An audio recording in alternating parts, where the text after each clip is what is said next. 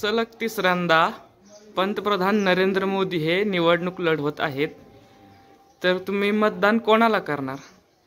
मोदीला करणार, कारण ते सगळ्या शास्त्राला धरून येतं. राम मंदिर चांगलं केलं, पुन्हा लोकांना बी गरीबाला बांधून देतं, सगळं चांगलं करतात, म्हणून मी मोदीला मतदान करणार.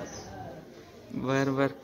तर राम मंदिर अयोध्येत आता राम मंदिर होत आहे, तर त्याबद्दल तुमचं मत काय आहे? चांगलं वाढ, चांगला आनंद झाला की इथून मागं सगळं ते बकास पडलेलं होतं, ते सगळे जागा पाडून सगळं हे करून मंदिर चांगलं बांधलं त्यांनी. मोदीला मी मानतो, त्याच्यामुळे मी मोदीला मतदान करणार. बर.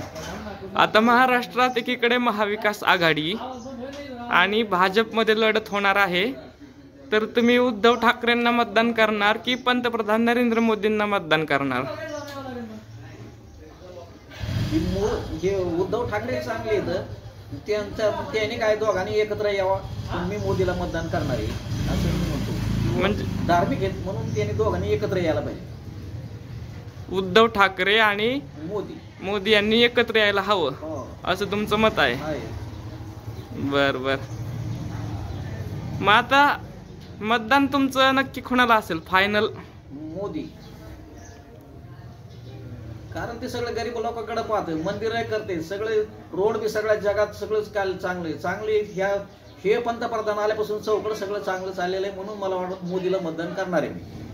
इथून मागं कोणी रुपये कोणाला दिला नाही, सगळं गरीबाला पाहते, सगळं पगार चालू 200 रुपये चालू महिना आहे, 10,000 रुपये 1000 दिले.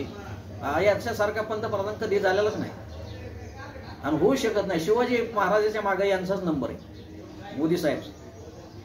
बर, धन्यवाद.